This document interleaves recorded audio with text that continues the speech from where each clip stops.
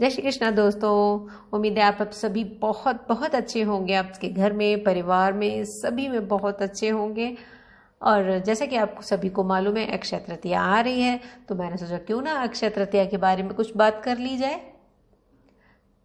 चलिए, अक्षय तृतीया या अख्तीज, जैसा कि आप सभी को मालूम है, कुछ जगह पर इसे अख्तीज भी कहा जाता है। यह वैशाख मास की शुक्ल पक्ष की तृतीया तिथि को मनाई जाती है। हमारे पौराणिक ग्रंथों में इस दिन जो भी शुभ कार्य किए जाते हैं उनका अक्षय फल मिलता है, ऐसा माना जाता है। वैसे तो 12 महीने की शुक्ल पक्ष की तृतीया शुभ मानी जाती है, परंतु जो वैशाख मास की है तृतीया, उसे स्वयं सिद्ध मुहूर्तों में माना जाता है। ऐसा माना जाता है कि इस दिन जो भी हम कार्य करते हैं उसके लिए हम पंचांग देखने की जरूरत नहीं होती, न तिथि देखने की जरूरत है कि आज ये है, आज वार या तिथि, कुछ भी नहीं। सिर्फ आप पूरे दिन जो भी आपको मंगल कार्य करने हैं, अच्छे कार्य करने हैं, आप कर सकते हैं। और इस दिन प्रभु की पूजा करना माना गया है, भगवान की प्रार्थना पूजा करनी चाहिए। और इसके साथ ही इसकी कई सारी कहानियाँ भी जुड़ी हुई हैं। हर त्योहार, हर चीज़ के पीछे कुछ न कुछ रीज़न होते हैं, आप सभी को पता है। और वो कुछ रीज़न हम आज उन्हीं के बारे में बात करेंगे। क्यों अक्षय तृतीया मनाई जाती है? अक्षय तृतीया, जो अक्षय शब्द है उसका अर्थ है जो कभी खत्म न हो, और इसीलिए ऐसा कहा जाता है कि अक्षय तृतीया वह तिथि है जिसमें सौभाग्य और शुभ फल का कभी क्षय नहीं होता। अक्षय यानी कभी क्षय न हो, कम न हो। इस दिन होने वाले कार्य मनुष्य के जीवन में कभी खत्म होने वाले नहीं होते, वो हमेशा शुभ फल देते रहते हैं, वो कभी खत्म नहीं होते जो अच्छे दिन होते हैं। इसलिए यह कहा जाता है कि इस दिन मनुष्य जितने भी पुण्य कर्म या दान करता है उसका शुभ फल अधिक मात्रा में मिलता है, और शुभ फल का प्रभाव भी कभी खत्म नहीं होता। चलिए अब बात करते हैं अक्षय तृतीया क्यों मनाई जाती है। इसके लिए बहुत सारी छोटी छोटी हमारी मान्यताएं हैं, कहानियां हैं, वो मैं आपको सुनाऊंगी। अक्षय तृतीया हिंदू धर्म में मनाए जाने वाला एक पर्व है। सभी लोग इसे बड़े ही हर्षोल्लास से मनाते हैं। और आपको शायद पता हो कि जैन धर्म में भी इसके लिए जो अक्षय तृतीया का एक महत्वपूर्ण स्थान है। हिंदू मान्यता के अनुसार कुछ इसे भगवान विष्णु के जन्म से जोड़ती हैं और कुछ कृष्ण जी की लीला से। चलिए सुनते हैं। पहली जो हमारी मान्यता है, यह कहा जाता है कि इस दिन पृथ्वी की रक्षक श्री विष्णु जी को समर्पित है।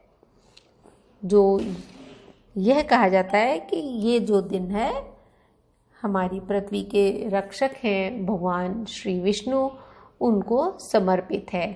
हिंदू धर्म की मान्यता के अनुसार विष्णु जी ने श्री परशुराम के रूप में धरती पर अवतार लिया था।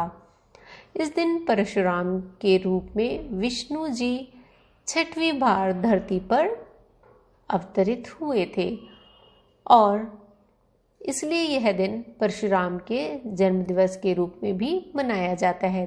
धार्मिक मान्यताओं के अनुसार विष्णु जी त्रेता एवं द्वापर युग तक पृथ्वी पर चिरंजीवी रहे।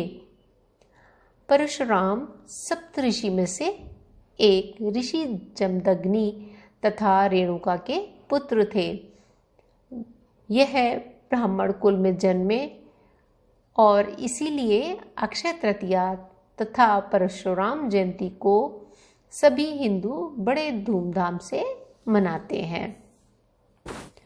अब दूसरा सुनते हैं। दूसरी मान्यता के अनुसार त्रेता युग के शुरू होने पर धरती की सबसे पावन माने जाने वाली गंगा नदी इसी दिन स्वर्ग से धरती पर आई थी। गंगा नदी को भागीरथ धरती पर लाए थे। इस पवित्र नदी के धरती पर आने से इस दिन की पवित्रता और भी बढ़ जाती है और इसीलिए यह दिन हिंदुओं के लिए पावन पर्व में शामिल हो जाता है। इस दिन पवित्र गंगा नदी में डुबकी लगाने से मनुष्य के पाप नष्ट हो जाते हैं और इसीलिए कुछ लोग गंगा जल से स्नान भी करते हैं। अगर घर में है तो अपना थोड़ा सा गंगा जल डाला अपने जल में और उससे स्नान कर लिया। तीसरा कारण है, यह दिन रसोई एवं पाक भोजन की देवी मां अन्नपूर्णा का जन्मदिन भी माना जाता है। इस दिन अक्षय तृतीया के दिन मां अन्नपूर्णा की पूजा की जाती है और मां से प्रार्थना की जाती है कि हमारे भंडारे भरपूर रखें और हमारे यहाँ कभी भी अन्न की कमी ना हो। इससे कहा जाता है कि हमारी जो रसोई का स्वाद है, जो भोजन हमारी रसोई में बनता है, वो और भी बढ़ जाता है। चौथा कारण, दक्षिण प्रांत में इस दिन की अलग ही मान्यता है।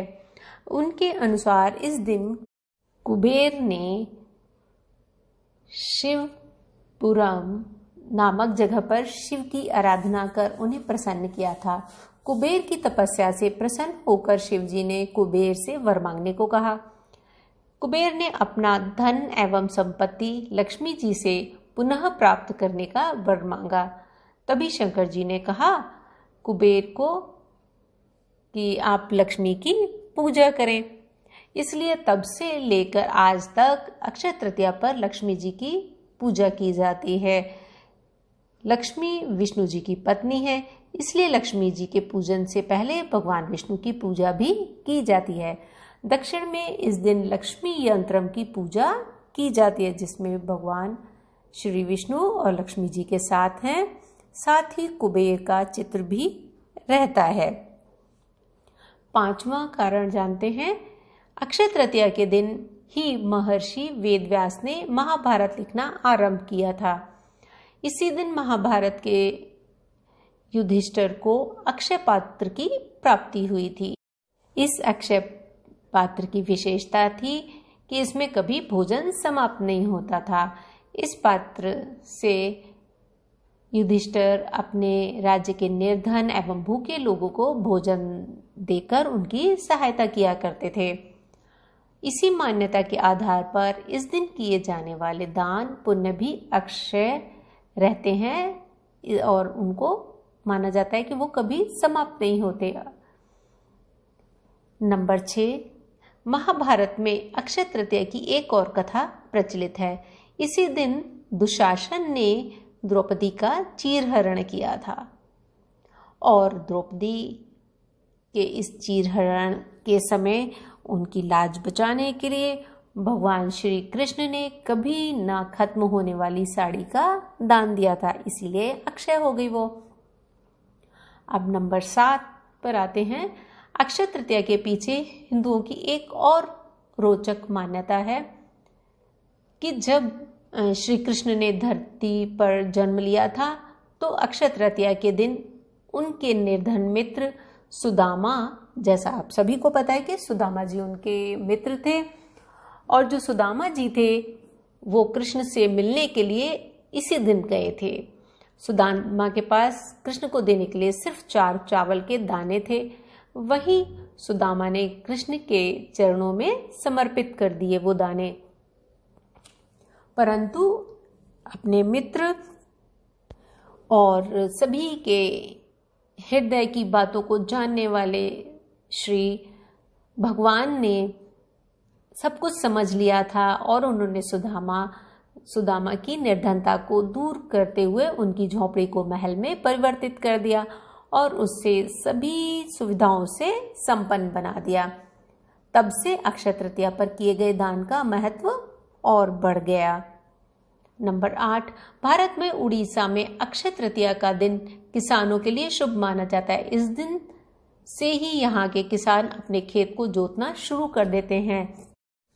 इस दिन उड़ीसा के जगन्नाथपुरी से रथ यात्रा भी निकाली जाती है।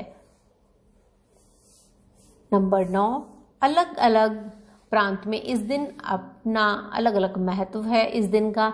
बंगाल में इस दिन गणेश जी के साथ लक्ष्मी जी की भी पूजा की जाती है और व्यापारी लोग अपने जो लेखा जोखा होता है, लेखे की किताब होती हैं जो जिसमें हिसाब किताब रखते हैं दुकानदार, जिसे आजकल ऑडिट बुक भी कहते हैं, खाता बही खाता पुराने ज़माने में कहा करते थे, उसको जो प्रारंभ किया जाता है, नई किताब शुरू की जाती है। और नंबर 10, पंजाब में भी इस दिन का बहुत महत्व है। इस दिन को नए मौसम के आगाज के सूचक के रूप में माना जाता है। इस अक्षय तृतीया के दिन जाट परिवार के पुरुष सदस्य ब्रह्म मुहूर्त में अपने खेत की ओर जाते हैं और उस रास्ते में जितने अधिक जानवर और पक्षी मिलते हैं उतना ही शुभ उसको माना जाता है। आज की वीडियो को हम यहीं पर समाप्त करते हैं।